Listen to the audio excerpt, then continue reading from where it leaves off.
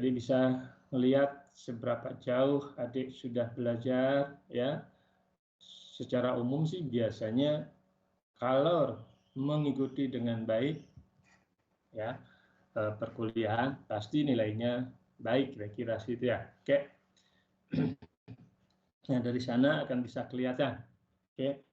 Nah, ternyata kelas K04 nilainya paling kecil di antara 4 kelas untuk FTMD, ya.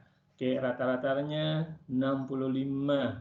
Sedangkan di kelas ini hanya 61. Berarti ada kelas yang melebihi daripada 65. Oke, jadi saya harapkan sih adik-adik bisa belajar lebih bagus lagi, oke, untuk persiapan ujian kedua.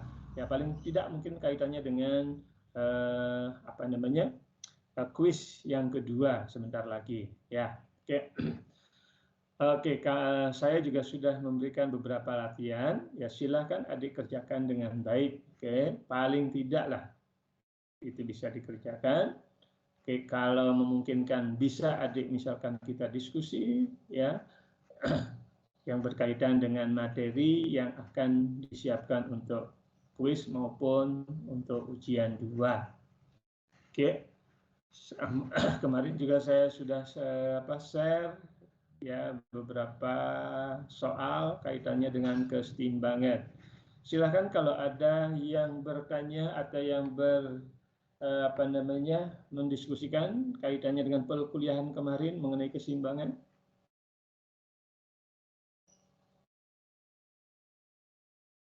Tidak ada deh. Oke, hari ini baru masuk 50 mahasiswa dari 70-an lah kira-kira, ya. Oke. Padahal ini sudah lebih 7 menit. Ya. Silakan adik-adik kalau ada yang perlu didiskusikan sebelum saya mulai ke kaitannya dengan kesetimbangan asam basa. Karena kemarin kan kaitannya dengan kesetimbangan secara umum, itu kesetimbangan kimia. Namun sebentar lagi kita lanjut dengan kesetimbangan asam basa. Silakan, tidak ada pertanyaan atau yang perlu disusulkan, Dek, yang kaitannya dengan materi-materi sebelumnya.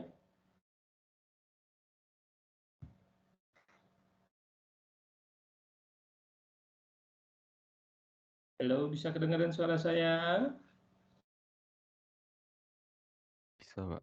Bisa, kita bisa lanjut kalau tidak ada yang perlu ditanyakan.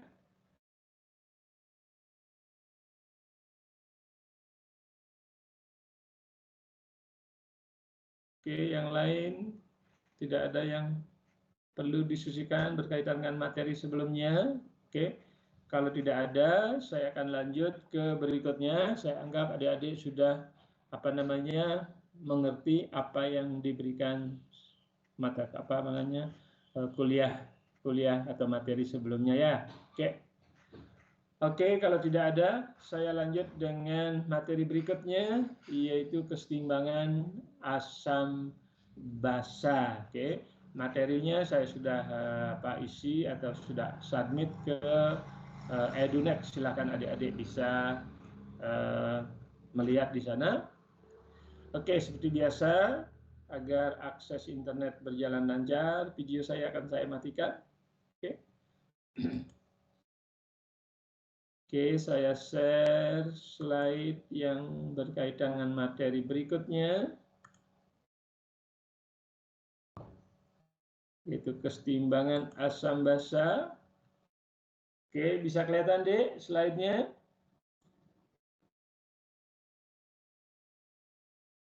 Bisa, Pak. Saya? Oke, kita lanjut dengan asam basa. Oke, secara umum asam basa sudah dijelaskan di depan, yaitu pada saat kita membahas mengenai yaitu molekul, ya, atau kaitannya dengan sebelum stoikiometri lah, ya. Namun sekarang mungkin akan lebih detail yang berkaitan dengan larutannya, itu larutan asam basa bagaimana, kemudian bagaimana menentukan pH dan sebagainya, ya. Oke. Oke, jadi asam itu apa? Nah, ini beberapa ciri daripada suatu asam, ya. Ya jelas, rasa biasanya asam kan kira-kira seperti ya. Oke, contoh yang diberikan di sini misalkan asam asetat atau asam cuka. Oke, adik-adik yang sering makan rujak pasti tahu ya asam cuka. Kemudian asam-asam yang ada di dalam buah-buahan, apalagi buah-buahannya itu masih belum matang kira-kira itu akan terasa asamnya. Nah, di sana ada asam yang dikenal sebagai asam sitrat. Oke, asam sitrat. Itu ciri-ciri daripada suatu asam ya, terasa pasti asam. Kemudian ciri-ciri yang lain, nah ini penting, yang kaitannya dengan kimia, yaitu bisa bereaksi dengan logam. Oke, bisa bereaksi dengan logam akan menghasilkan gas H2. Saya kira ini sudah dibahas mengenai ciri-ciri suatu reaksi bisa berlangsung atau tidak. Ya, oke. Jadi ciri-ciri suatu reaksi bisa berlangsung atau tidak sudah dibahas di depan sebenarnya ya. Oke. Nah, secara umum kaitannya dengan asam basa di sini jelas bahwa asam, terutama apalagi asam kuat nanti gitu ya, dia akan mudah bereaksi dengan logam, apalagi logam-logam yang sangat reaktif, ya, itu akan menghasilkan gas hidrogen. Oke, nanti kita lihat reaksinya. Kemudian bisa juga bereaksi dengan yaitu karbonat atau bikarbonat, itu menghasilkan nanti karbon dioksida. Oke. Jadi kalau misalkan asam, kemudian kita reaksikan dengan garam-garam yang mengandung karbonat, misalkan kalsium karbonat, misalkan, atau natrium karbonat, dan seterusnya, pasti nanti akan menghasilkan karbon dioksida, yaitu gas karbon dioksida ya. Oke. Nah, sebaliknya, jadi kalau kaitannya dengan asam, pasti umumnya berasal dari unsur-unsur golongan di sebelah kanan ya, kayak dalam susunan berkala. Kayak misalkan asam klorida, asam sulfat, dan seterusnya lah. Nah, beda dengan basa. Oke, kalau basa ya tas biasanya pasti mengandung logam kan kira-kira itu ya, walaupun tidak semua mengandung logam. Yang penting nanti sifatnya bagaimana. Nanti kalau kita perhatikan basa, contohnya misalkan dalam sabun, oke, dalam deterjen misalkan, itu terasa pahit ya, oke, terasa pahit. Coba adik misalkan pas nyuci pakaian atau mandi misalkan, coba dirasakan sedikit, itu terasa pahit kira-kira seperti itu ya. Oke. Kemudian ini contohnya adalah basa, misalkan dalam sabun ya, mandi atau sabun cuci dan sebagainya. Nah, secara kaitannya dengan kimia, okay, ada beberapa teori asam basa. Okay, ada 3 sebenarnya ya, yaitu apa yang dikenal sebagai teori Arrhenius. Saya kira sudah dibahas juga di depan. Okay. Teori Arrhenius, yang dimaksud dengan asam adalah zat yang bisa menghasilkan ion H+. Ion H+. Nah, karena ion H+ itu mudah bereaksi dengan air, biasanya selalu bergandengan dengan air, makanya ada dikenal sebagai ion hidronium. Oke, ion hidronium H3O+, perhatikan. Oke. Jadi sekali lagi, secara real ion H+ di dalam air, oke, itu berada dalam bentuk hidronium H3O+. Oke. Namun untuk memudahkan penulisan sering digunakan H+, kira-kira seperti itu ya. Oke, sebagai contoh misalkan di sini kalau asam HCl bereaksi dengan air ya, atau dilarutkan dalam air karena sebagai pelarut misalkan umumnya seperti itu, maka di sini akan menghasilkan ion hidronium, oke, dan ion Cl negatif, sudah pasti ya. Oke. Nah, ini ciri daripada keberadaan asam, khusus mengenai teori asam Arrhenius. Oke. Jadi sering dituliskan di sini H+, karena H+ juga sifatnya mirip dengan H3O+, kira-kira seperti itu ya. Karena memang H+ tidak bisa dipisahkan dengan air. Oke. Maka membentuk ion hidronium, perhatikan. Beda dengan basa, perhatikan sini. Yang dimaksud dengan basa sesuai dengan teori Arrhenius adalah zat yang bisa menghasilkan OH- di dalam air. Oke. Jadi OH- di dalam air. Contohnya NH3. Oke. NH3 dalam air maka nanti akan menghasilkan NH4+. Oke. Dengan OH-. Nah, perhatikan di sini penting. HCl itu termasuk asam kuat. Kalau asam kuat, dia akan terlarut sempurna. Sehingga di sini tidak ada kesetimbangan, perhatikan. Oke? Tidak ada kesetimbangan.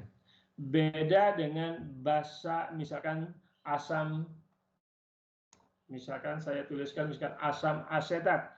Misalkan CH3COOH misalkan. Kalau ini dilarutkan dalam air, maka akan terbentuk kesetimbangan, perhatikan, ya, akan menghasilkan hasil sini ada 3O+ itu apa? CH3COO-, perhatikan. Nah, sini ada kesetimbangan kalau dia merupakan asam lemah. Oke?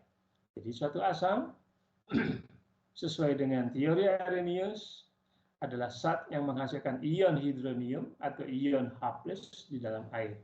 Sebaliknya basa adalah zat yang bisa menghasilkan OH- dalam air. Perhatikan sini. Ya, oke. Jadi kalau basa lemah, ya di sini jelas terada kesetimbangan karena dia larutnya sebagian. Oke, berarti masih ada sisa. Beda dengan misalkan saya tuliskan NaOH. Oke, perhatikan. Kalau NaOH dalam air, pasti dia akan berkesudahan. Artinya larut sempurna, sehingga di sini akan menghasilkan apa? Yaitu Na+ dan jadi maaf. Kalau dilarutkan dalam air, oke, jadi nanti akan menghasilkan Na+ dan OH-. Perhatikan sini ya. Oke. Jadi dalam aqua, perhatikan. Dalam aqua, oke, artinya apa? Na+ larut dalam air, begitu juga OH- larut dalam air. Kan kira-kira situ ya. Oke. Oke, perhatikan sini ya. Ada kesetimbangan, sedangkan NaOH jelas tidak ada kesetimbangan. Bisa ngikutin deh sampai di sini?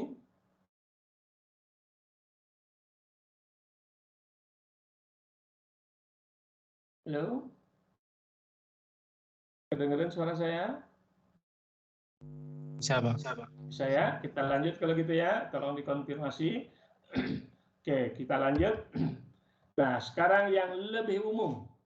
Oke, apa yang dikenal sebagai teori asam basa menurut Bronsted-Lowry. Oke, Bronsted-Lowry. Nah, kalau asam menurut Bronsted itu adalah zat yang bisa menghasilkan atau yang memberikan protonnya. Oke, sekali lagi, asam menurut Bronsted-Lowry adalah zat yang bisa memberikan protonnya atau sebagai donor proton. Sebaliknya basa adalah akseptor elektron protonnya. Perhatikan di sini ya. Oke, tadi sudah disinggung mengenai Arrhenius bahwa basa adalah zat yang bisa menghasilkan OH- dalam air. Nah, sekarang berlaku lebih umum sesuai dengan Bronsted-Lowry. Bisa saja asam basa ini berkaitan dengan lingkungannya.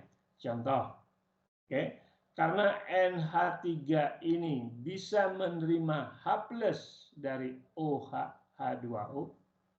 Jadi seorang lagi, karena NH3 bisa menerima H+ atau proton dari H2O, maka H2O berperan sebagai asam. Sedangkan yang menerima proton ya jelas akan bersifat sebagai basa, perhatikan. Oke. Nah, perhatikan ini tetap ada dalam keadaan setimbang. Oke. Jadi ada asam karena dia bisa memberikan protonnya, sedangkan basa adalah yang bisa menerima protonnya sehingga nanti akan menghasilkan seperti ini. Oke. Oke, saya kira nggak masalah. Nah, di sini ada istilah apa yang dikenal sebagai yaitu asam basa konjugasi. Ini karena berlaku umum ya. Oke.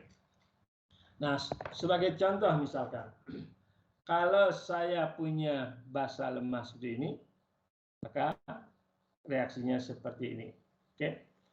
Perhatikan kalau saya punya misalkan HCl, oke, perhatikan dengan H2O, oke, maka di sini akan menghasilkan apa? H2O nanti akan bisa menerima H plusnya dari Cl, sehingga di sini akan menghasilkan H3O plus dan Cl negatif. Perhatikan, oke. Jadi air di sini bisa berperan sebagai basa dalam kaitannya dengan lingkungannya HCl, oke, karena H2O bisa menerima H plus sebagai donor dari HCl, perhatikan, oke. Jadi bisa saja air yang tadinya bersifat asam, maka sekarang bisa bersifat sebagai basa, perhatikan, oke. Bisa bersifat sebagai basa sesuai dengan teori Bronsted-Lowry. Oke. Nah, sekarang dari sini kita akan mengenal apa yang dikenal sebagai asam basa konjugasinya. Oke.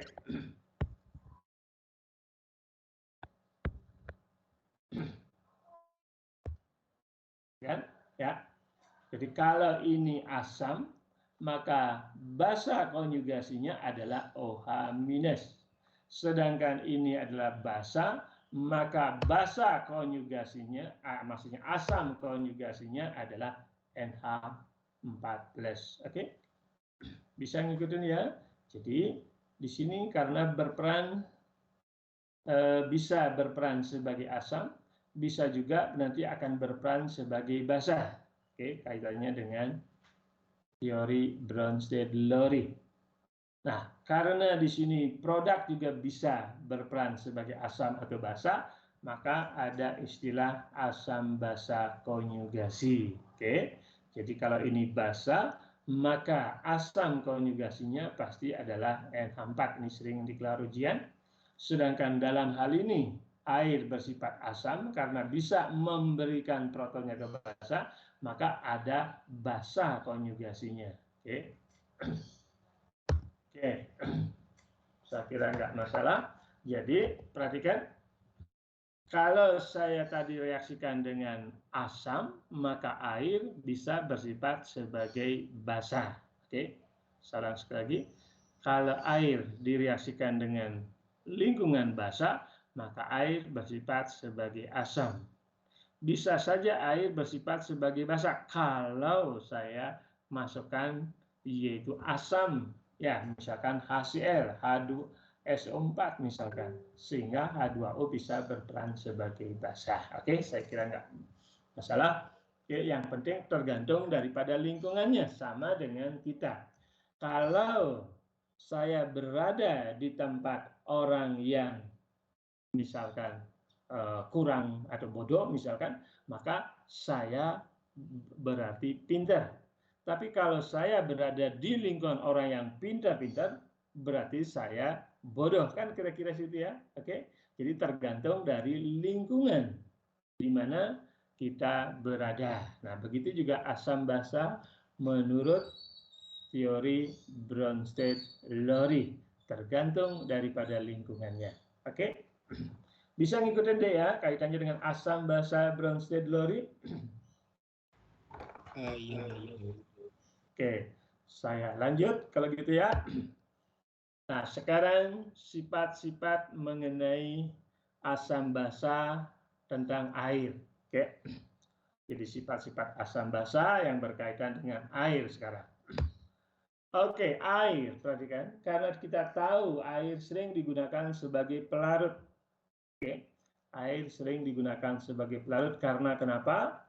Ya, biasanya bersifat polar, kepolarannya cukup tinggi, kemudian tidak berbahaya, dan sebagainya dibanding dengan asam fluorida misalkan. Asam fluorida walaupun kepolarannya sangat tinggi, namun sangat berbahaya kalau digunakan sebagai pelarut.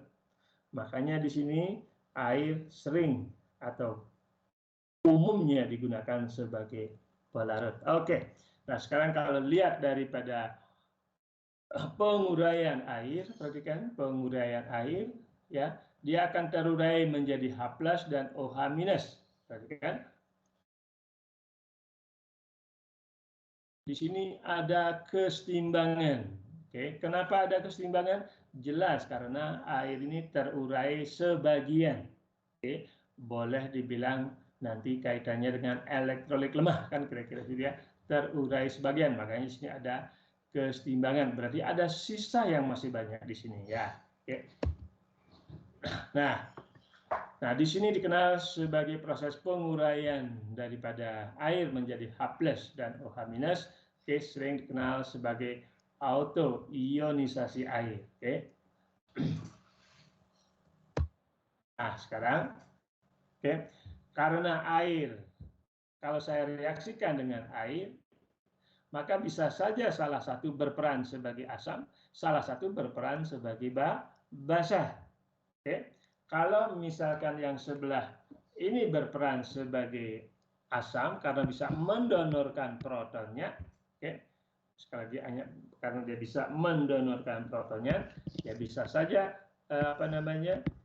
yang sebelah kanan berperan sebagai asam, sedangkan sebelah kiri berperan sebagai basa, kan kira-kira seperti itu ya.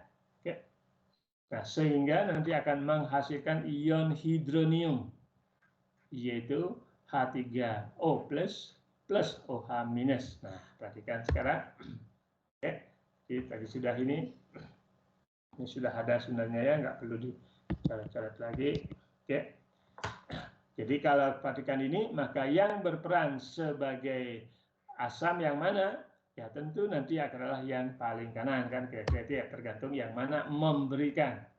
Nah, ini bisa saja terjadi proses seperti ini, ya, perhatikan terurai seperti ini. Nah ini adalah tanda dalam bentuk bola. Kalau ini tanda dalam bentuk struktur molekulnya, ini adalah ya kaitannya dengan reaksi singkatnya, sederhananya kira-kira gitu ya. Nah, perhatikan di sini ya. Nah, ini adalah kaitannya dengan reaksinya. Jadi kalau air dengan air tentunya akan menghasilkan ion hidronium dan OH-. Kalau disingkat menjadilah seperti ini di atas ini. Oke. Jadi kalau disingkat. Oke, jadi bisa yang satu berperan sebagai asam, yang satunya bisa berperan sebagai basa. Kalau ini bersifat asam, misalkan ya jelas ada basa konjugasinya. Begitu juga sebaliknya. Oke, kalau ini berperan sebagai basa, berarti ini berperan sebagai asam konjugasinya. Perhatikan, ya, saya kira seperti tadi, sesuai dengan teori asam basa menurut Bronsted-Lowry, kira-kira seperti itu ya. Oke, jadi ada asam basa konjugasinya. Kemudian air termasuk elektrolit lemah karena dia terurai sebagian.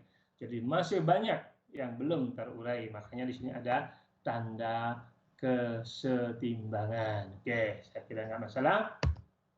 Nah, sekarang bagaimana produk ion daripada air? Perhatikan, seperti tadi, kalau saya uraikan seperti itu.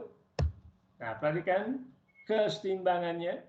Nah, sesuai dengan kesetimbangan, karena di sini banyak air yang masih tersisa, berarti ada kesetimbangan. Nah, perhatikan. Oke, jadi saya bisa tuliskan seperti ini. Karena air masih cukup banyak, nah itu konstan, perhatikan. Karena air masih cukup banyak, konstan berarti merupakan tetapan. Makanya tetapan kali tetapan, Nah, perhatikan tetapan kali tetapan, ya namanya tetapan juga. Sehingga saya bisa tuliskan seperti ini. Oke, jadi KW, nah apa itu KW? Yaitu perkalian ion-ion dari penguraian air. Kan kira-kira seperti itu ya. Jadi KW itu sama dengan yaitu tetapan kesetimbangan daripada asam basanya dalam hal ini dikalikan dengan yaitu konstantanya, karena praktis H2O itu yang terurai itu sangat-sangat kecil, berarti praktis tetap, berarti merupakan konstan, sehingga menjadilah KW. Nah, perhatikan ini KW itu apa? Oke.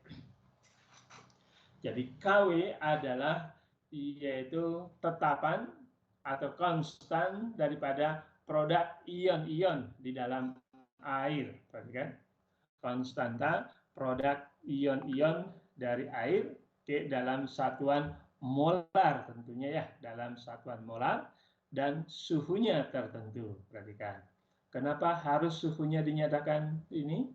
Karena kesetimbangan hanya bergantung daripada suhu, perhatikan ya. Oke, di sini penting di sini yaitu pada suhu tertentu. Jadi KW atau tetapan kesetimbangan apapun dia nanti kaitan dengan asam basa hanya bergantung pada suhu. Makanya suhunya ini dinyatakan dengan jelas.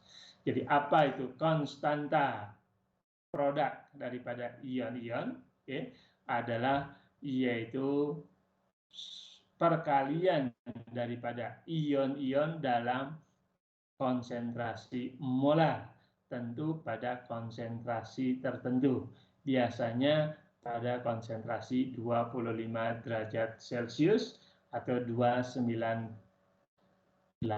Kelvin. Oke, saya kira nggak masalah, ini semua sudah ada di SMA. Nah, pada suhu 25 derajat Celcius, nah ini khusus untuk 25 derajat Celcius, maka perkalian daripada ion-ion ini sama dengan 10 pangkat minus 14. Oke, dari hasil perhitungan, dari hasil eksperimen untuk 1 liter air, oke, 1 liter air. Nah, ternyata nanti akan diperoleh tetapan kesetimbangan hasil kali kelarutan daripada ion-ion H+ dengan OH- sebesar ini. Oke. Nah, sehingga kita tahu karena H+ dan OH- sama besarnya.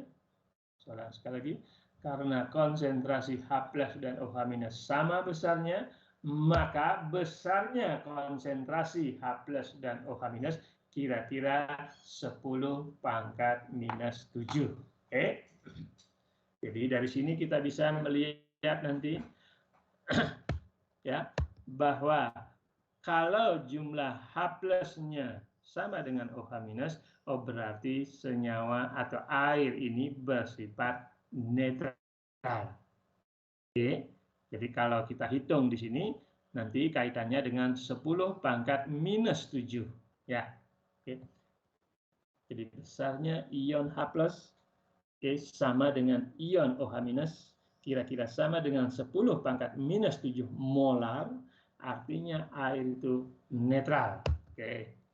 Namun sebaliknya, kalau ada senyawa lain di mana H+-nya lebih banyak daripada OH-, berarti senyawa tersebut akan bersifat asam. Kan kira-kira seperti itu ya. Jadi keasaman maupun kebasaan sangat ditentukan oleh adanya ion H+ atau ion OH- yang lebih banyak. Oke. Kalau ion OH- yang lebih banyak pasti akan cenderung bersifat basa. Oke.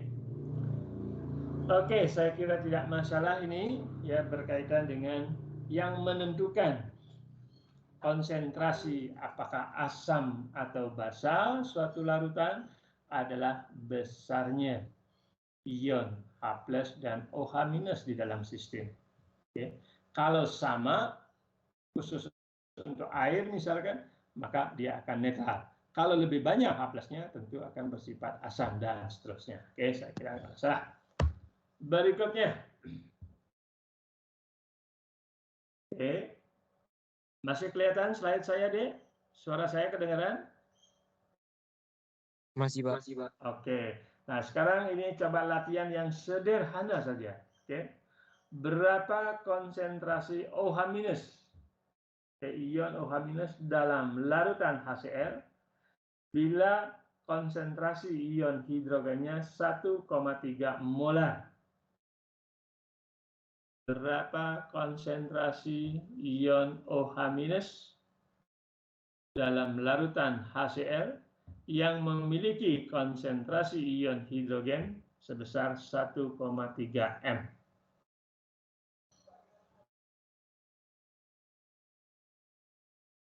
Silakan, Dek.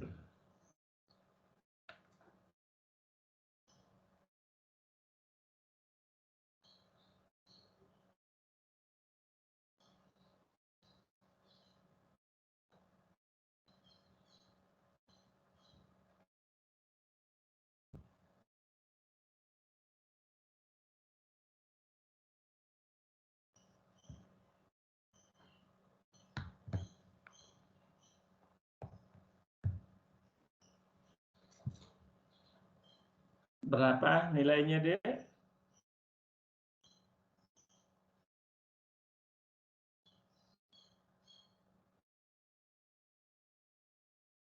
Berapa besar konsentrasi OH- di dalam larutan HCl yang mengandung ion H+ 1,3 M? Berapa? Saya dapat Pak 7,7 kali 10 pengakar min 15. Minus 16. Minus 15 Pak. Oke, coba kita lihat.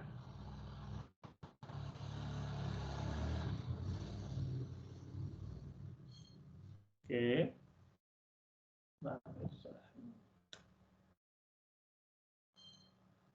Oke. Nah, tadi dari hasil perkalian H+ dengan OH- kira-kira 10 pangkat minus 14, maka sesuai dengan penguraian dari HCl dengan konsentrasi 1,3 M, maka dari sini kita bisa menghitung besarnya konsentrasi OH. Ya, ini kan sederhana sekali ya. Tinggal dibagi, maka nanti akan diperoleh. Oke, kira-kira 7,7 10 pangkat minus 15 M, benar, Dek? Iya Pak, Sama ya, oke. Nah, itulah artinya bagaimana menghitung konsentrasi ion ya yang ada di dalam air. Kalau sistemnya misalkan ada asam dan atau basa misalkan ya. Oke, jadi 1,3 ini ya jelas berasal dari HCl kan kira-kira seperti ya. Oke, dia terurai sempurna misalkan seperti itu. Oke, nah sekarang kaitannya dengan pH. Oke, ini kan sudah dapat di SMA juga bagaimana keasaman berkaitan dengan pH. Oke, tadi sudah disinggung. Oke, karena konsentrasi asam biasanya sangat kecil atau konsentrasi H+-nya misalkan 10 pangkat minus 7 khusus untuk air misalkan, maka supaya penulisannya lebih praktis, lebih efisien dan lebih sederhana, maka ada istilah pH. Oke, pH itu sama dengan minus log H+. Oke, saya kira nggak masalah sini. Oke, jadi sesuai dengan persamaan Anderson nanti ya. Oke. Nah, kalau netral, maka pH-nya karena sama H+ dan OH-nya berarti 10 pangkat minus 7, berarti pH-nya nanti kita bisa cari yaitu sebesar 7. Oke.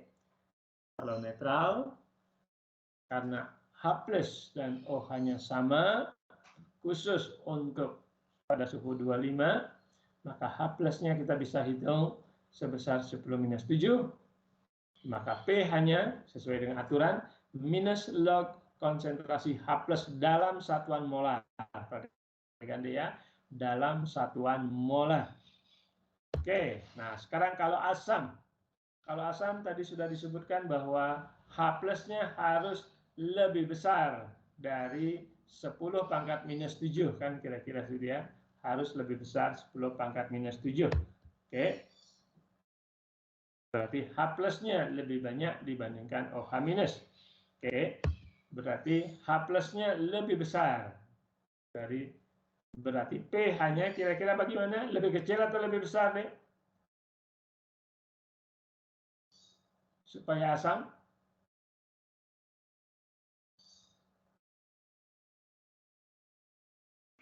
Lebih kecil, Pak. Oke, lebih kecil, pasti lebih kecil ya. Oke, kebalikannya kan ya. Oke, jadi perhatikan ini minus, ada minus log H+. Oke, berarti di sini akan lebih kecil dibandingkan dengan 7.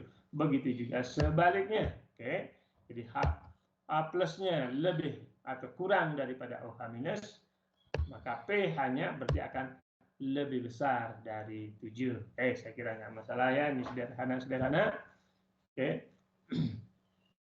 Oke, nah jadi semakin tinggi pH berarti semakin basah daripada sistem yang bersangkutan, oke? Atau H+-nya berkurang atau OH-nya bertambah, kan kira-kira situ ya. Jadi semakin tinggi pH berarti H+ berkurang atau OH- bertambah. Oke, kira-kira itu. Nah, ini adalah kaitannya dengan beberapa pH dari larutan, beberapa jenis larutan leh. Oke, beberapa jenis larutan. Misalkan, nah ini ada jus tomat. Oke, kalau kita lihat pH-nya segini, oh berarti dia cukup asam berarti ya. Oke, kalau kaitan jus, ya maaf apa yang ada di dalam tubuh misalkan ya. Kemudian jus lemon, oke 2,4, kemudian teenager 3, 0 dan seterusnya ya. Jadi kalau kita perhatikan, kalau tadi H+, kalau tadi pH sama dengan minus log H+, maka POH juga sama ya. Oke, kebalikannya POH juga sama. Oke kan? Nah, karena KW sama dengan 10 pangkat minus 14, oke, maka saya bisa jumlahkan di sini yaitu minus log H minus log OH-, oke, yaitu nanti akan sama dengan PKW kan kira-kira gitu ya. Perhatikan. Jadi ini nanti akan sama dengan PKW kan gitu ya. Sama saja kan ya. Jadi pH ditambah POH ya sama dengan PKW sendiri kan kira-kira gitu ya. Oke, khusus untuk air ya, sekali lagi khusus untuk air ya, sehingga nah dari sini kita bisa kaitkan antara pH dengan POH. Nah, ini beberapa lah kaitannya dengan larutan ya. Misalkan amonia misalkan dari hasil limbah rumah tangga misalkan 11,5, kemudian susu 10,6 yang mengandung magnet, kemudian dan seterusnya ya. Karena kalau kaitannya dengan darah, dalam darah kita itu kira-kira 7,4 ya pH-nya kira-kira segitu. Oke. Nah, ini nanti khusus untuk yang kaitannya dengan H2CO3, dia akan mudah terurai menghasilkan CO2, khusus untuk itu ya, nanti kita lihat. Nah, sekarang apa ini? Oke.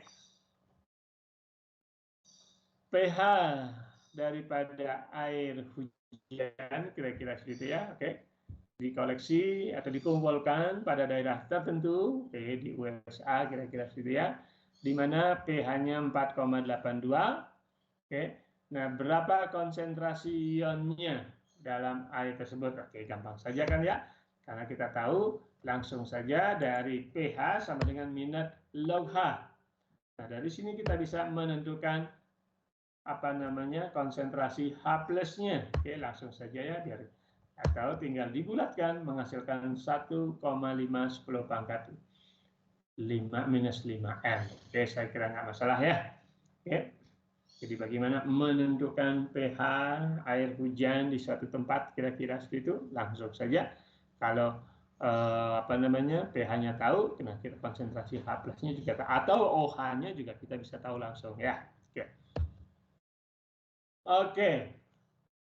Nah ini adalah contoh yang lain, konsentrasi ion OH minus dalam sampel darah adalah 2,5 10 pangkat minus 7. Berapa pH-nya, Dek? Coba, Dek. Ini kan sudah mulai latihan tangan, latihan pikiran juga, otak juga. Oke. Walaupun sederhana. Silakan, Dek. Berapa pH darah? Kalau kita tahu konsentrasi daripada OH minusnya 2,5 10 pangkat minus 7.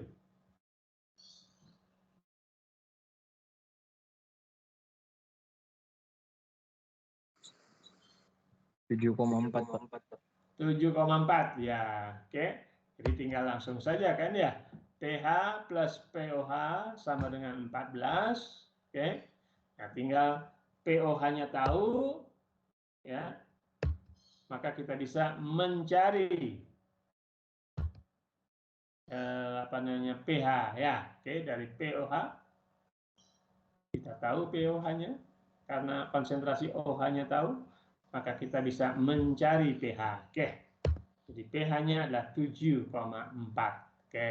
Jadi total kaitannya dengan karena berdasarkan air sebagai pelarut di dalam tubuh maupun dimanapun umumnya, ya karena air digunakan sebagai pelarut, ya sering hal-hal seperti ini itu sangat menentukan sekali. Ya, oke. Oke, saya kira nggak masalah kaitan dengan asam basa. Nah, sekarang sudah mulai ke disosiasi atau ionisasi. Oke. Nah, kita mengenal ada dua jenis elektrolit. Elektrolit apa saja?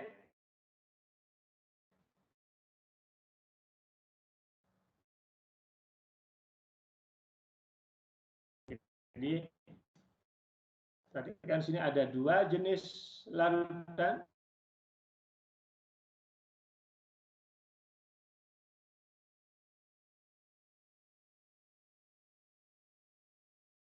Ini.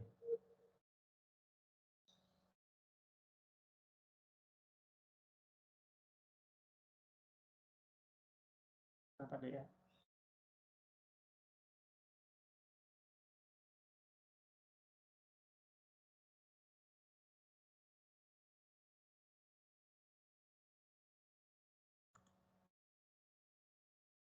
Oke, bisa kelihatan ya? Bisa. Slide saya bisa kelihatan? Halo? Masih Pak, tapi tadi di saya suara Bapak terputus. Oke, suara putus ya. Oke, saya ulang sekali lagi ya. Bahwa secara umum larutan itu ada dua, larutan elektrolit dan larutan non elektrolit. Perhatikan ya.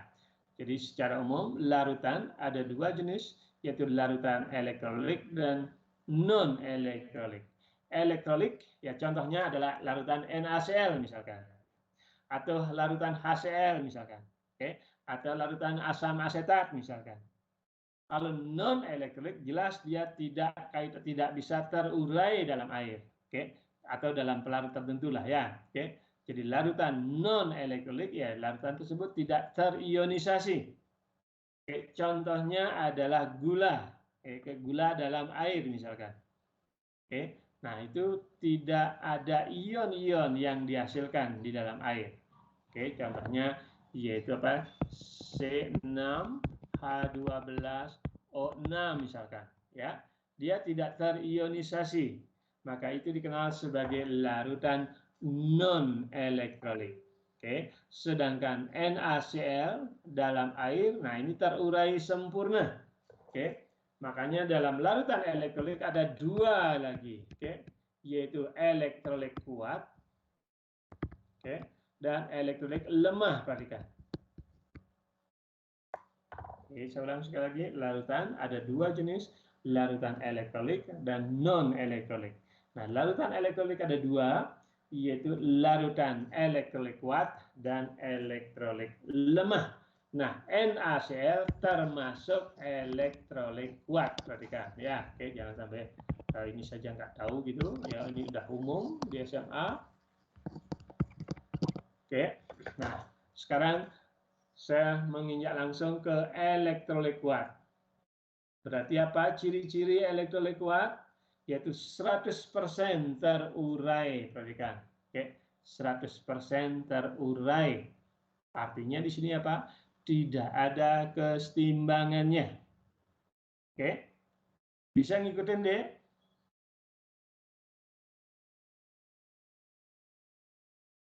Halo, kedengaran suara saya? Bisa. Saya, jadi saya ulang sekali lagi. Kalau elektrolit kuat, contohnya larutan NaCl dalam air, dia akan terurai sempurna. Kalau terurai sempurna di sini tidak ada kesetimbangan, artinya seluruh NaCl itu terurai menghasilkan ion-ion Na+ dan Cl negatif. Artinya apa? 100% terionisasi. Oke. 100% terionisasi.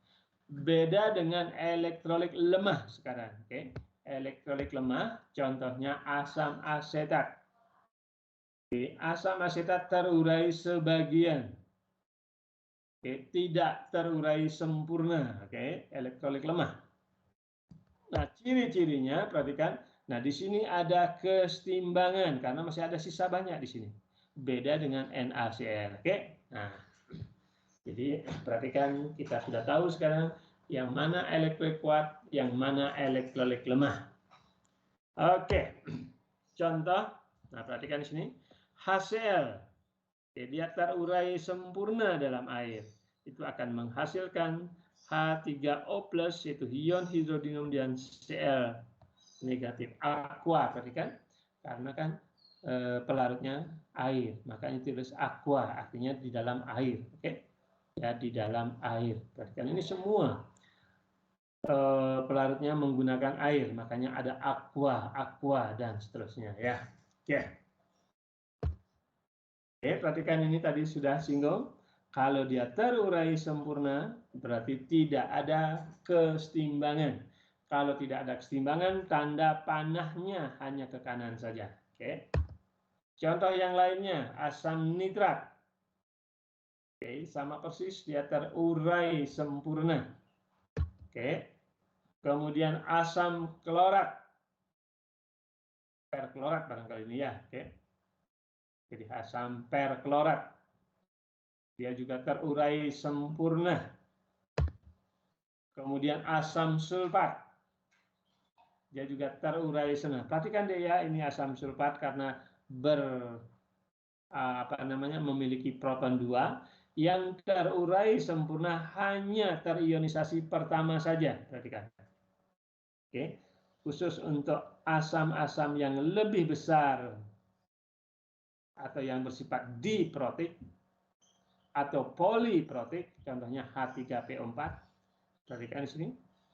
Yang terurai lebih banyak, misalkan H2SO4, misalkan, atau terurai sempurna hanya yang pertama. Perhatikan. Oke, hanya penguraian yang pertama. Kalau kedua sudah mulai merupakan elektrolit lemah. Oke, bisa ngikutin deh pelan-pelan. Bisa, Pak. Oke, saya ulang sekali lagi ya, yang terakhir di sini H2SO4 asam sulfat yang merupakan elektrolit lemah, yang merupakan elektrolit kuat hanya penguraian H+ yang pertama saja. Oke, kalau kedua sudah merupakan elektrolit lemah. Oke, itu saya tekankan. Nah, sekarang elektrolit lemah sekarang apa saja? Perhatikan. Nah, ini Hr. asam fluorida, dia terurai sebagian. Perhatikan, kalau sebagian ada tanda kesetimbangan. Berarti masih sisa ya. Oke. Ada kesetimbangan. Perhatikan penting. Oke, sekali lagi, kalau dia merupakan elektrolemah, berarti terurai sebagian. Oke, tidak 100%. Berarti ada tanda kesetimbangan di sini. Oke. Nah, contoh yang lain asam nitrit. Beda tadi asam nitrat ya. Kalau asam nitrit merupakan asam lemah juga. Oke, terurainya sebagai berikut. Oke. Dalam air H3O+ aqua, NO2- aqua sama, tapi di sini ada kesetimbangan karena HNO2 merupakan elektrolit lemah. Oke. Nah, kan ini tadi sudah disinggung. Oke. HSO4-. Oke. Kalau dia terurai dalam air, dia merupakan terurai tidak sempurna seperti tadi. Oke. Menghasilkan H3O+. Perhatikan S. Pada saat penguraian yang kedua, sekian yang terurai. Beda H+ yang pertama. Ya, oke. Jadi sekali lagi ini penguraian yang kedua untuk asam sulfat, nah termasuk elektrolit lemah. Oke, nah air juga boleh dikatakan elektrolit lemah juga, oke, karena terurai hanya sebagian kecil, yaitu dari 1 molar hanya terurai 10⁻⁻7 molar, oke, kecil sekali ya, oke. Nah sekarang asam kuat sudah, asam lemah sudah, nah ini juga basa juga ada kuat dan ada lemah juga ya. Oke. Contoh basa kuat terurai sempurna. Oke, basa kuat. Perhatikan, terurai sempurna menghasilkan Na+ dan OH-. Oke, saya kira nggak masalah ya. Kemudian KOH, biasanya semua golongan alkali, oke, umumnya biasanya termasuk basa, maksudnya basa dari alkali biasanya termasuk basa kuat ya, oke, umumnya seperti itu. Nah, sedangkan alkali tanah sekali lagi yang kuat biasanya BaOH 2 kali, oke, barium. Sedangkan yang lainnya nanti ya bukan kuat, misalkan MgOH 2 kali misalkan, oke, magnesium OH 2 kali, itu termasuk lemah. Nah, yang kuat, kan yang mana makan kuat. Nah itu sudah diajarkan di depan ya, harus memang harus dihafal ya. Yang kaitannya dengan semua ini larut, yang lainnya tidak, kan kalau salah sudah belajar mengenai itu ya. Oke, saya kira nggak masalah. Nah sekarang kita akan menginjak. Nah ini contoh kaitannya dengan basa lemah. Oke, ini basa lemah. Nah, perhatikan kaitannya F negatif ini kan basa konjugasi daripada HF ya. Perhatikan, basa konjugasi dari asam fluorida. Berarti kalau asamnya lemah, nah ini nanti akan basa juga termasuk basa lemah juga.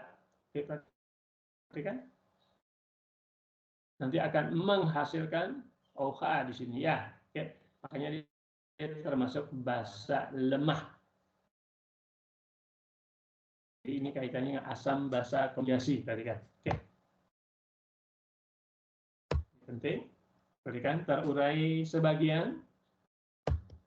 Contoh yang lain ya, asam nitrit ini termasuk juga basa konjugasi dari asam nitrit, perhatikan.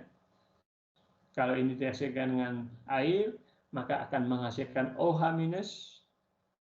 Oke, dan asam yang lemahnya, perhatikan. Dia juga sebagian, bereaksi sebagian lah kira-kira situ ya. Oke. Nah, ini asam basa konjugasi tadi sudah disinggung. Nah, umumnya, sekali lagi umumnya, berarti kan seberapa kuat dan lemahnya ya. Oke. Kalau basa konjugasi dari asam kuat, pasti memiliki, perhatikan ini ya. Jadi basa konjugasi dari asam yang kuat, ya artinya apa? Dia terurai sempurna. Oke, terurai sempurna. Contohnya HCl. Oke. Jadi otomatis nanti basanya pasti basa lemah, kira-kira seperti itu. Kalau asamnya dia asam kuat, maka basa konjugasinya pasti adalah lemah, kira-kira seperti itu. Oke. Nah ini kalau H plusnya itu adalah dari asam kuat, maka pasti nanti berkaitan dengan mudah larut di dalam air, kan kira-kira seperti itu ya. Oke. Jadi dia nanti ada di dalam suatu kaitannya dengan pelarut air. Yang penting kalau basanya basa kuat, maka asam konjugasinya pasti lemah. Itu kebalikannya lah ya. Oke. Nah ini sama saja. Nah ini penting. Perhatikan. Kalau semakin ke atas asamnya semakin kuat, maka basa konjugasinya semakin lemah. Oke. Sekarang kalau asamnya semakin kuat, semakin ke atas di sini, maka basa konjugasinya semakin lemah di sini. Oke. Sebaliknya di sini basa konjugasinya semakin kuat ke bawah. Contoh misalkan, oke, HClO4. Nah, ini termasuk asam kuat. Namun basa konjugasinya pasti merupakan yang sangat lemah. Oke. Sedangkan amonia termasuk di sini adalah kaitannya dengan basa yang sangat lemah di sini kan ya. Maka kalau kaitkan dengan kalau dia bereaksi dengan H+, maka dia akan menghasilkan di sini termasuk basa yang sangat kuat ini. Oke, NH2 negatif ini termasuk basa yang sangat kuat. Oke. Kalau ini kan boleh dibilang asam yang sangat lemah gitu ya. Kalau asamnya lemah ya jelas basanya pasti basa kuat. Bisa ngikutin deh? Halo?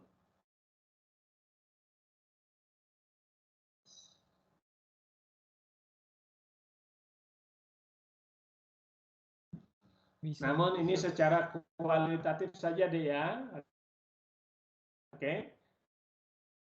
Namun kalau secara kuantitatif ya harus dihitung berdasarkan tetapan keseimbangan asam maupun basa.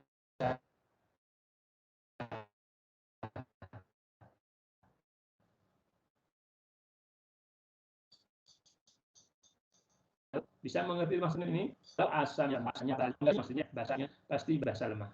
Begitu juga sebaliknya.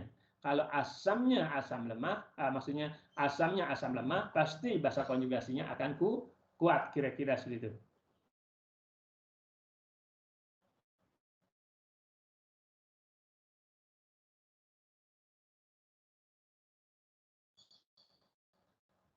Bisa ngikutin deh?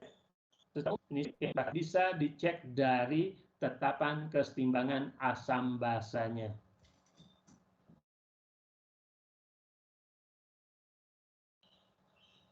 Halo? Bisa kedengaran suara saya? Bisa ngikutin slide-nya ini?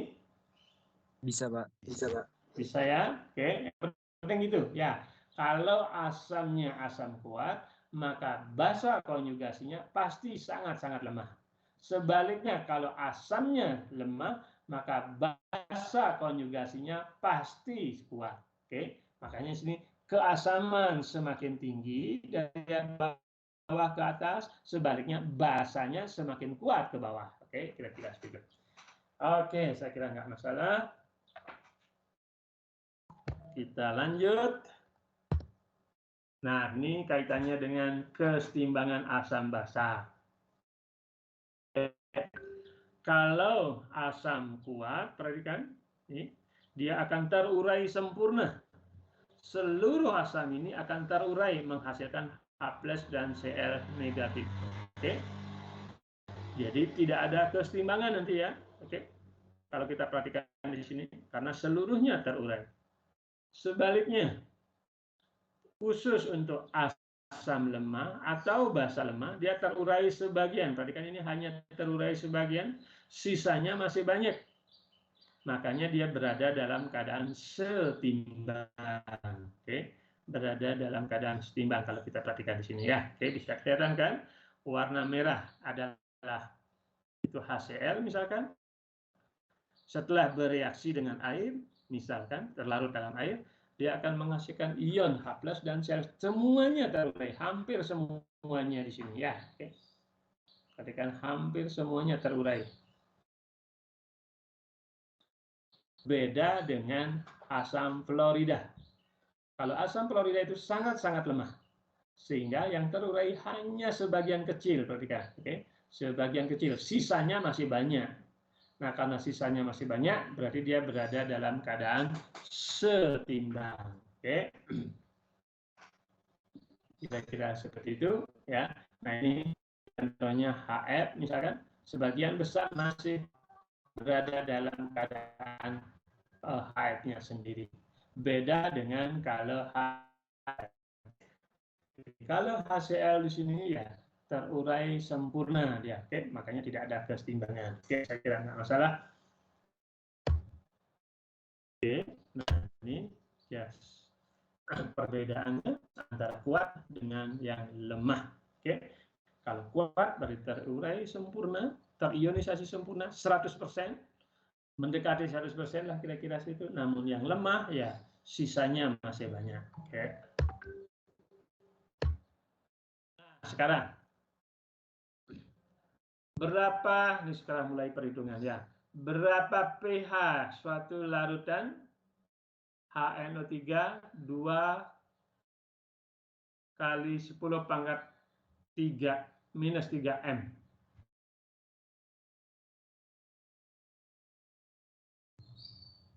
Halo? Berapa pH dari larutan HNO3 dengan konsentrasi 2 10 2 kali 10 pangkat minus 3 M.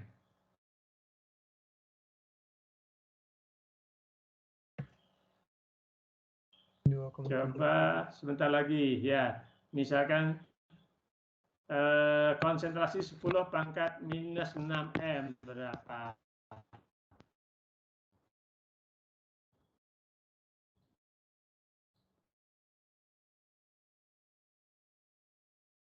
Kemudian 10, kita tahu asam nitrat termasuk elektrolit kuat. Oke. Kalau 2 kali 10 pangkat minus 3 M berapa pH-nya, Dek? 2,7. 2,7. Oke. 2,7. Kalau 10 pangkat minus 6?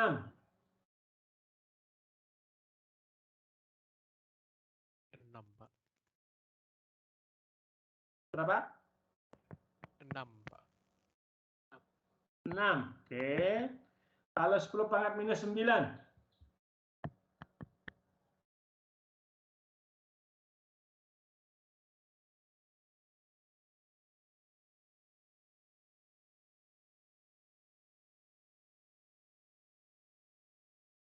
Berapa? 10 pangkat minus 9? Pak, boleh izin tanya dulu? Ya. Yang ini Pak, maksudnya 2 kali 10 pangkat 9 atau 1 kali 10 pangkat 9? Yang mana? Oke. Ya ini agak satu aja biar inilah ya. Satu saja biar gampang. 1 kali 10 pangkat minus 9. 9 Pak pH. Biar gampang aja. Berapa? 9 Pak. Kalau konsentrasinya 10 pangkat minus 6? 6. Benar 6 ya? pH-nya 6. Iya. Oke. Kalau 10 pangkat minus 9? 9 Pak.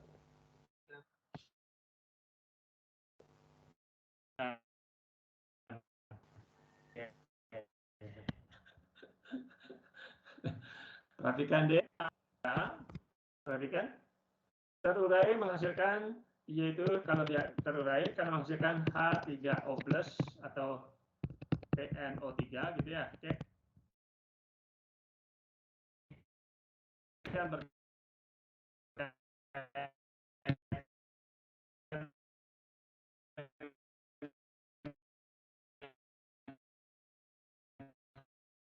H+ ya, sama kan ya. Oke.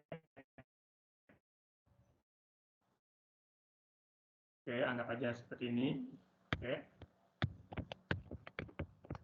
Kan menghasilkan 3O+ dan OH- ya. Benar enggak? Air kan juga kan ya. Nah, kalau berasamnya sendiri, yaitu H+-nya adalah 2 kali 10⁻³ maka sedangkan dari airnya sendiri itu kan 10⁻⁷ ya. Kalau ditotalkan berapa deh? Kalau dijumlah 1,01 kali 10⁻⁷, Pak. Min 7, min 7. Kalau 2 kan kalau H+ dari asamnya 2 10⁻⁻³ berarti kan H+-nya 2 kali 10⁻⁻³ benar ya.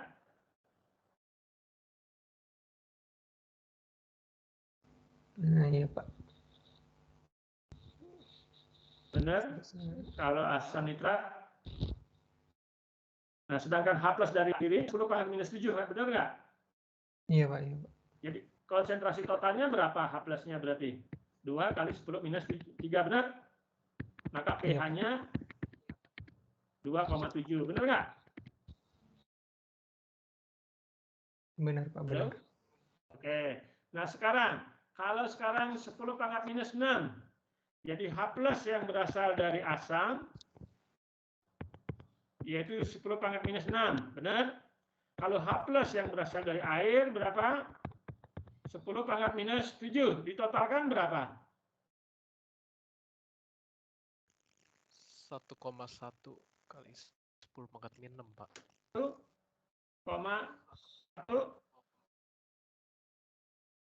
kali 10⁻⁻⁶, Pak.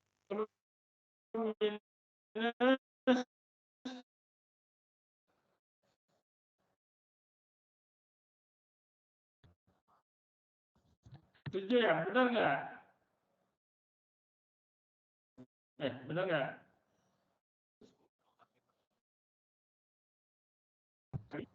Bisa kelihatan catat dong? Bisa kelihatan coret-coretan saya? Ya. Bisa, Pak. Nah, 10⁻⁻⁶ ditambah 10⁻7 berapa deh?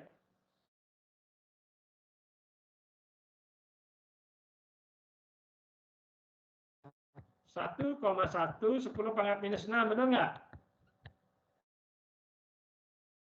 Halo? Iya, bener, Pak. Oke, pH-nya berapa? 5,96, Pak. 5,96. Oke. Nah, sekarang H+ asamnya itu sebesar 10⁻⁹. H+ dari airnya berapa? 10⁻⁷, benar? Totalnya berapa deh?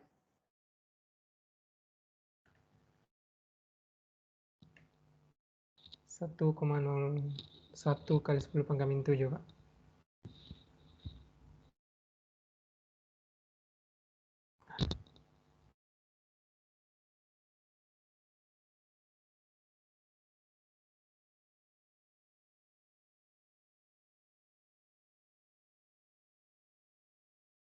pH-nya berapa deh?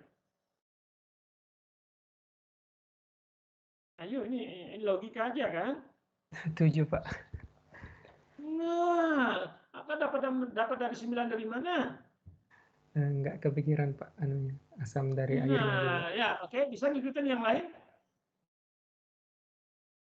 Ya, Bisa, Pak. tolong ya. Bisa, Pak. Kalau suatu larutan diencerkan, kalau asam diencerkan, nggak mungkin dia berubah menjadi basa, benar nggak? Masa asam diencerkan dia berubah menjadi pH 9, artinya kan bersifat basa kan ya. Oke. Nah, apapun dia diencerkan, misalkan asam diencerkan, pH-nya maksimum 7. Nggak mungkin dia lebih dari 7. Oke? Bisa ikutin ya, jangan sampai salah ya, jangan sampai terjebak karena konsentrasi. Oke. Nah ini mungkin seperti itu karena ada konsepnya salah. Oke, bukan hanya berasal dari H+ dari asamnya saja. Oke, dalam kaitannya dengan pH dan sebagainya juga harus menghitung H+. Oke, saya kira sama-sama saja. Jadi asam nitrat termasuk asam kuat, ya disosiasi sempurna. Oke, perhatikan variasi sempurna berarti tidak ada kesetimbangan. Oke, kita mulai. Perhatikan, selalu kita menghitung nanti seperti ini. Mulai awalnya adalah 0,02. Oke, kan A+-nya awalnya tidak ada. Sedangkan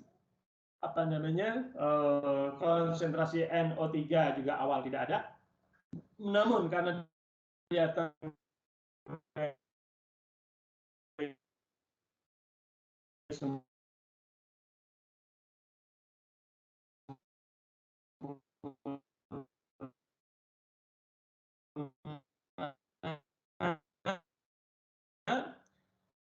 berakhir bagaimana?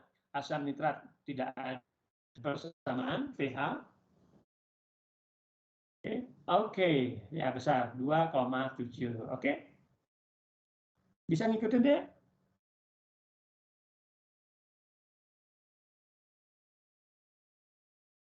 Oke, nah sama dengan yang kaitannya dengan yang 10 pangkat minus 6. Oke, nah nanti dihitung yang mana H+ yang berasal dari air, yang mana H+ yang berasal dari asamnya itu sendiri. Oke, begitu juga kaitan 10 pangkat minus 9 tadi, ya. Oke, saya kira nggak masalah. Nah, sekarang berapa pH?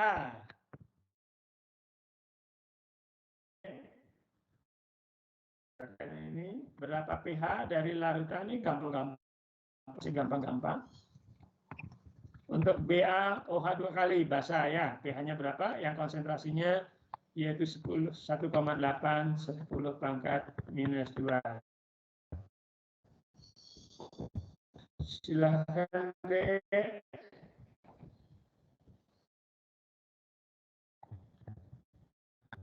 Ini masih gampang-gampang ya.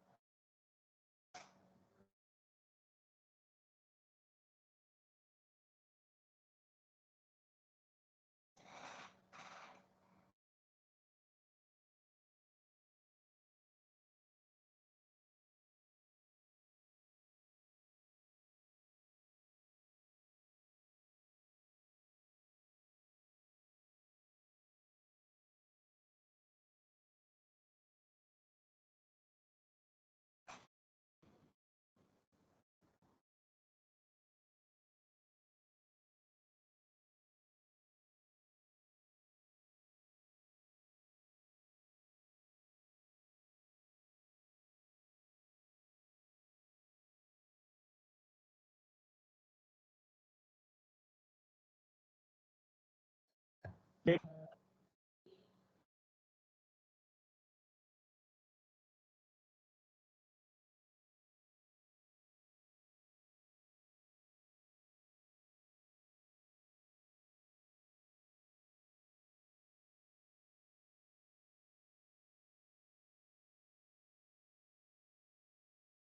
Oke, berapa pH-nya dia? BaOH2 1,810 pangkat minus 2. 12,3 Pak. 12,3. Oke, 12,3. Kita coba cek ya. Oke, nah dari karena ini termasuk elektrolit kuat, oke, elektrolit kuat, maka sesuai dengan reaksi, perhatikan reaksinya penting ya. Reaksinya penting. Oke, seperti biasa, start kita mulai. Kemudian akhirnya berapa? Oke, untuk memudahkan saja sebenarnya ya. Oke, silakan kalau ada nanti mau lebih singkat silakan saja. Startnya awalnya adalah 0,018.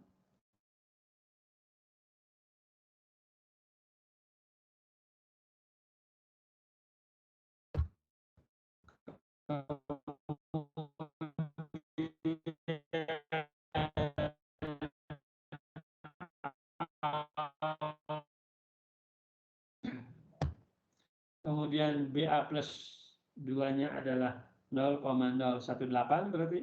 Jadi OH-nya berapa? 0,036 sesuai dengan reaksi. Perhatikan penting ya. Sesuai dengan reaksi sini. Oke.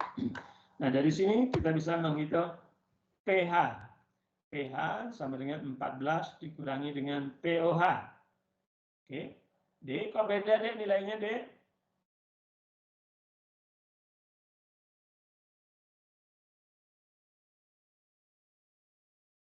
Halo? Kenapa di sini 12,6?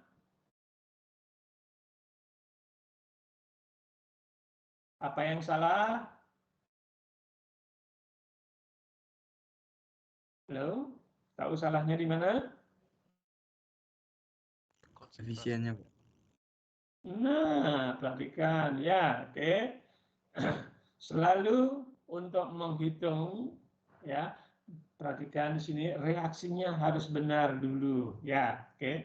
Kalau reaksinya sudah benar, baru kita hitung berapa OH minus atau berapa H plusnya dan sebagainya. Oke, jangan sampai salah, oke. Kelihatannya itu sederhana sekali, padahal adik bisa benar, maksudnya nilainya sudah secara konsep bisa dikuasai kaitannya pH, namun reaksi itu penting juga ya. Oke, jangan sampai salah. Oke, ini untuk mengingatkan saja ya. Jangan langsung hanya 10 kali, itu ada 2 kalinya ya, misalkan seperti itu. Oke, kita lanjut deh ya. Kalau yang kuat-kuat sih masih nggak begitu masalah ya. Oke.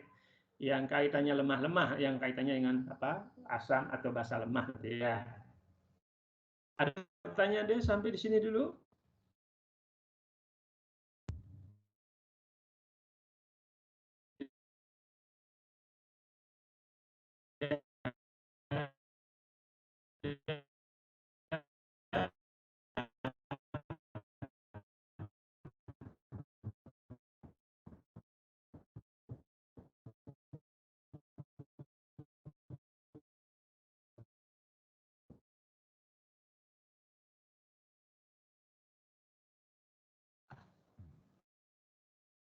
Kita bisa lanjut.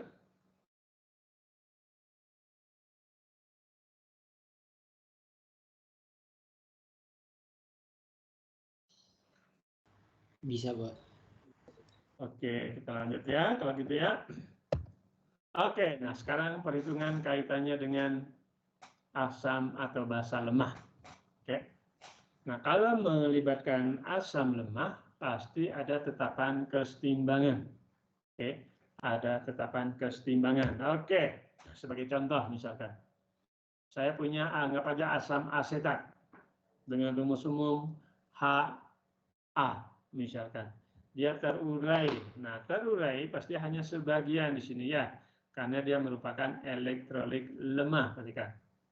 Oke, karena dia merupakan elektrolit lemah. Jadi ada kesetimbangan di sini.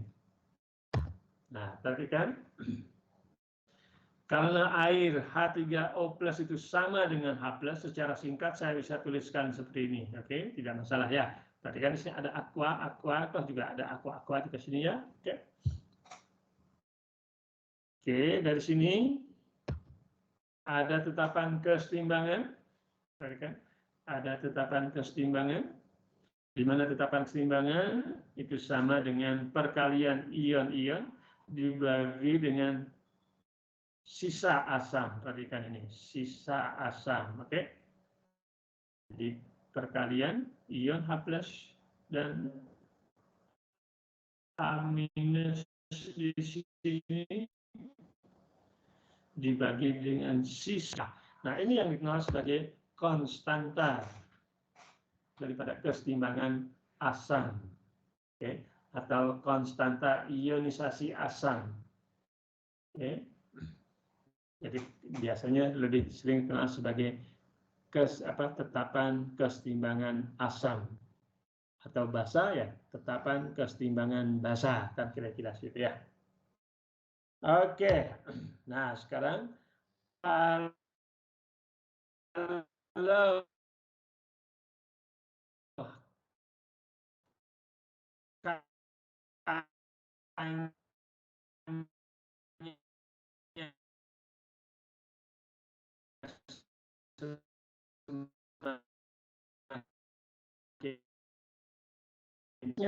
semakin tinggi. Kalau H+-nya semakin tinggi, berarti apa? Kekuatan asam lemah juga semakin tinggi. Karena kenapa? Karena terurai lebih banyak. Oke? Jadi H+ yang terurai, artinya asam yang terurai menghasilkan H+ itu jauh lebih banyak. Oke? Kalau Ka-nya tinggi. Sehingga kekuatan asam juga semakin tinggi, kira-kira seperti itu ya. Saya kira nggak masalah sini. Nah, ini kaitannya dengan beberapa konstanta kesetimbangan asam, termasuk basa konjugasinya. Perhatikan. Oke. Contoh asam fluorida. Asam fluorida Ka-nya itu cukup kecil, 7,1 10⁻⁴. Oke. Namun basa konjugasinya, perhatikan ya, basa konjugasinya ya. Asam nitrit, ketika asam nitrit 4,5, nah ini juga hampir-hampir mirip ya, kaitannya dengan kesetimbangan asam basa untuk asam atau basa lemah, kira-kira seperti itu ya. Perhatikan semakin ke sini, perhatikan semakin ke bawah, jadi Ka-nya semakin kecil. Oke, Ka-nya semakin kecil, sehingga Kb-nya juga akan sebaliknya semakin besar. Perhatikan. Oke, karena kan Ka dikali Kb sama dengan Kw. Oke, Ka dikali Kb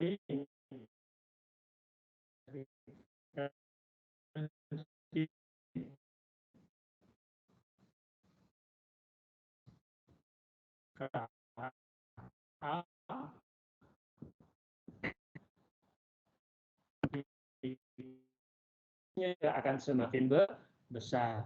Kalau Ka semakin kecil, maka Kb semakin besar. Begitu juga sebaliknya. Oke, jadi sebaliknya juga seperti itu. Makanya di dalam data sebelumnya, kalau kekuatan asam semakin besar, maka basa konjugasinya juga akan semakin lemah. Oke? Nah,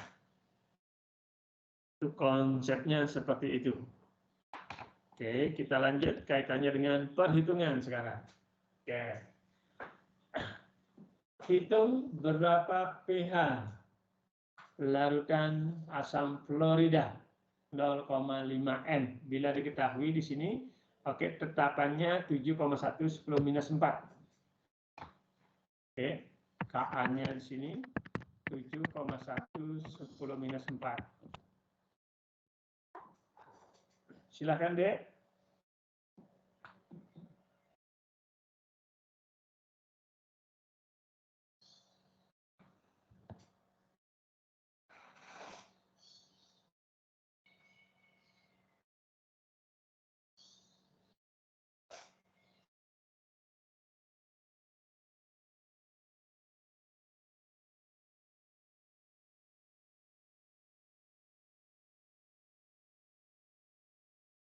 sama Pak dengan di Kenapa? sama nilainya. Sama nilainya. Berapa? 1,4 kali 10 pangkat min 11. Minus 11. Itu apa itu? KB asam konjugasinya Pak. Bahasa. Oke, KB-nya. Enggak, ini pH-nya berapa? Oh, Ini kan pH ditanyakan kan? pH larutan HF 0,5 m.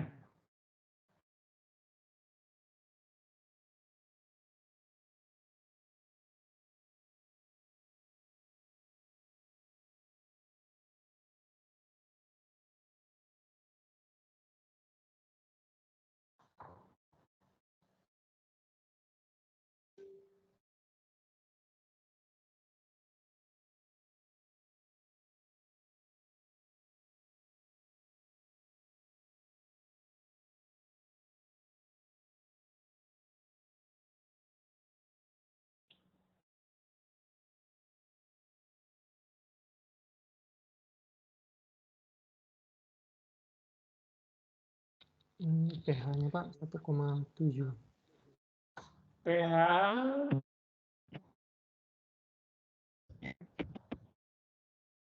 7. Oke, yang lain sama 1,7. Oke, kita kerjakan coba sama-sama.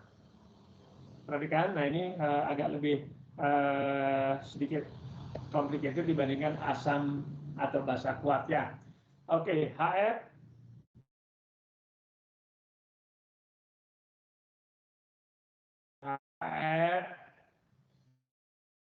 karena terjadi keseimbangan saya bisa dan seperti.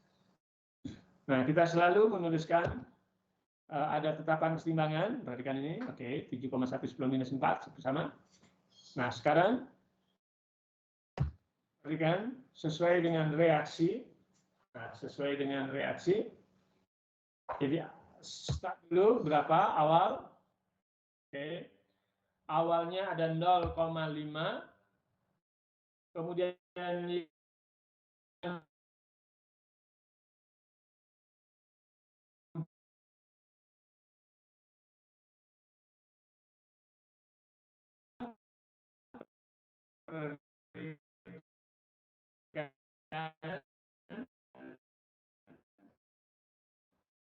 saya anggap misalkan yang bereaksi adalah X,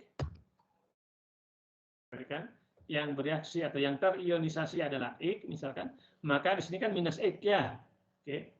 Salah sekali lagi, jika yang terurai adalah sebesar X, maka dia teruraikan berarti ini minus X. Maka besarnya H plus adalah plus X sesuai dengan reaksi, perhatikan. Sesuai dengan reaksi. Oke. Sedangkan F-nya juga plus X. Oke. Kemudian setelah setimbang, asam sisanya berapa? Asam klorida yang sisa berapa? Dari 0,5 minus X. Sedangkan H plusnya berapa? Tetap X. Sedangkan fluornya juga plus X. Oke. Nah, dari sini kita masukkan ke tetapan kesetimbangan. Perhatikan. Kita masukkan tetapan kesetimbangan. Oke. Nah, kan nilainya nanti adalah H plus dikali F negatif berarti X kuadrat dibagi dengan sisa. Jadi 7,1 10 pangkat minus 4. Perhatikan. Oke, sesuai dengan tetapan KA. Nah, sekarang kapan bisa X-nya ini diabaikan, kapan tidak boleh. Nah, itu penting ya. Oke, kalau X-nya diabaikan, kalau K-nya kecil, misalkan, saya bisa X-nya diabaikan. Perhatikan. X-nya itu sangat kecil sekali. Oke, maka ini saya bisa abaikan. Sehingga nanti akan diperoleh seperti ini.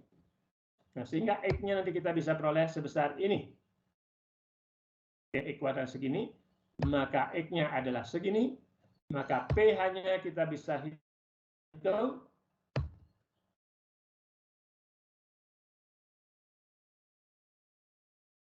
Oke. Oke. pH biasanya tulis 2 belakang koma ya. Oke, 1,72 ya. Oke. Perhatikan ini. Nah, sekarang kalau yang terurai adalah 0,019, oke, kalau dibagi dengan 0,5 berapa persen, Dek? 0,019 dibagi dengan 0,5 berapa persen, Dek?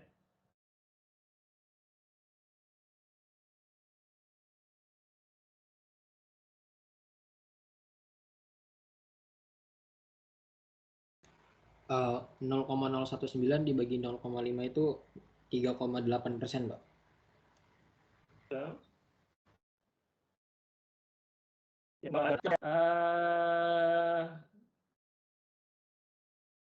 0,5% ya, perhatikan. Nah, perhatikan. Jika X-nya kurang dari 5%, nah nilai tadi masih bisa diterima. Saya ulang sekali lagi. Jika nilai X-nya dibanding awalnya adalah kurang dari 5%, maka nilai tersebut masih bisa diterima. Namun kalau lebih, nah kalau perhatikan ini kan baru 3,8% ya, oke, masih bisa diterima lah kira-kira. Jadi X-nya masih bisa diabaikan. Oke. Namun kalau ini kurang dari 5%,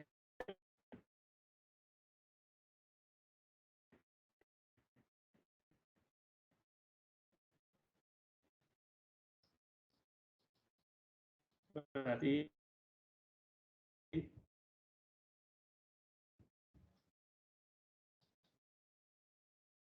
larutan HF. Oke.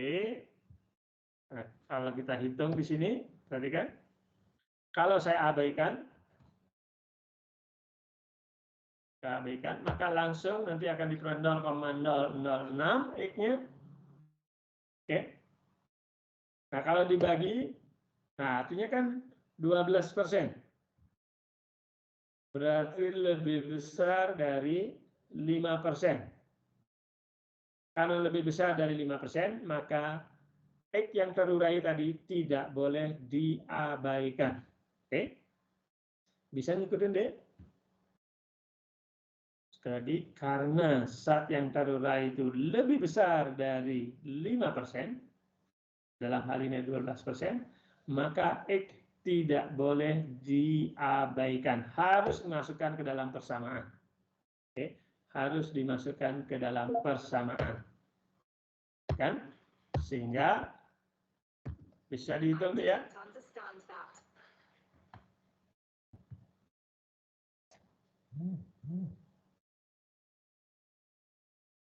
Oke, Dek. Bisa ngikutin, Dek?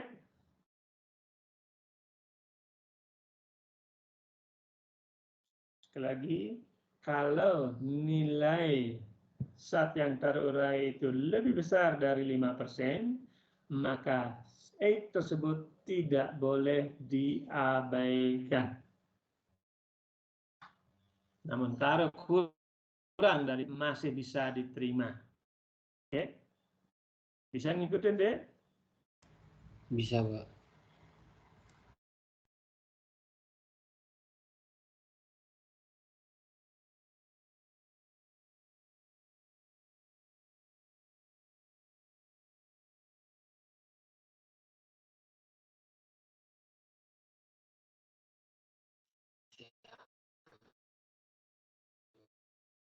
Oke, nah ini apa ini?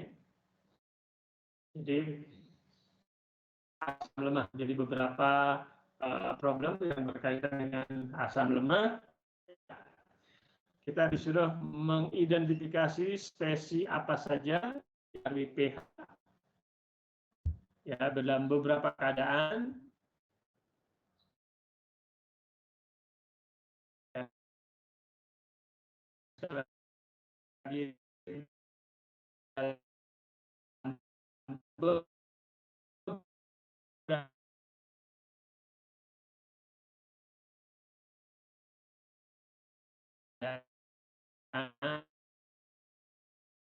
misalkan 10 pangkat minus 6 dengan 10 pangkat minus 7, ya itu kan dekat sekali kan ya. Oke, di mana air tidak bisa diabaikan begitu saja.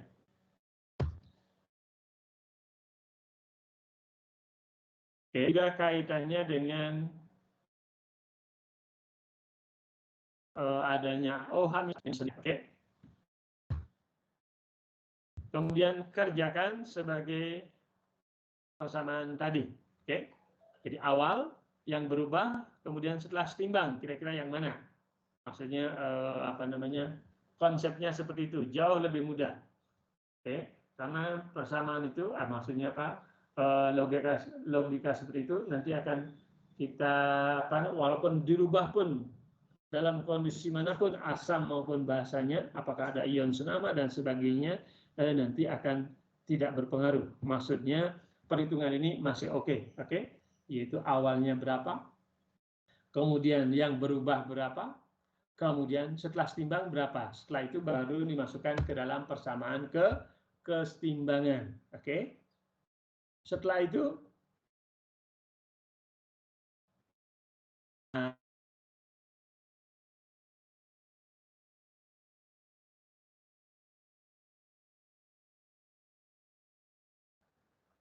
apa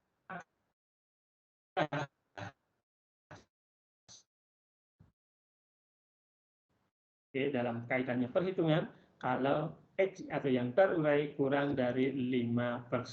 Oke, kira-kira itu. Nah, dari sanalah baru kita hitung konsentrasi spesi. Oke, apakah H+, apakah OH-, kemudian dari sana kita bisa menentukan pH, kira-kira seperti itu. Oke. Nah, ini contoh bisa dikerjakan di rumah, Dek. Berapa pH asam monoprotik bila diketahui tetapan kesetimbangannya 5,7 10 pangkat minus 4. Oke, sekali lagi, berapa pH suatu larutan asam monoprotik? Apa itu artinya monoprotik, Dek?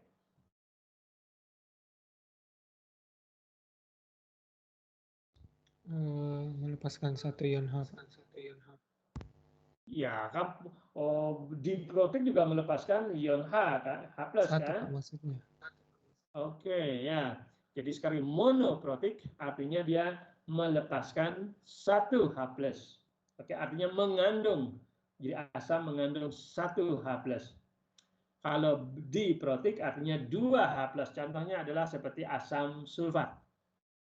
Kalau poliprotik artinya yang lebih dari 2. Contohnya asam arsenat, asam fosfat misalkan. Ya, oke. Jadi saya kira tidak masalah.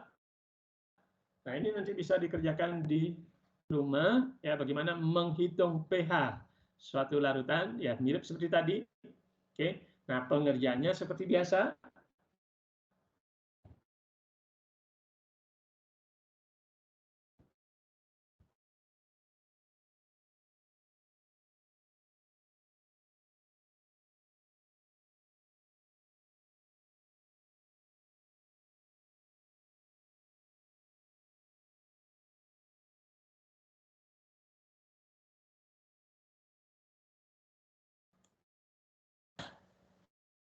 Oke, saya kira sudah waktu, sekarang sudah 8.45. Oke, silakan kalau ada yang perlu ditanyakan yang kaitannya dengan asam basa, Dek.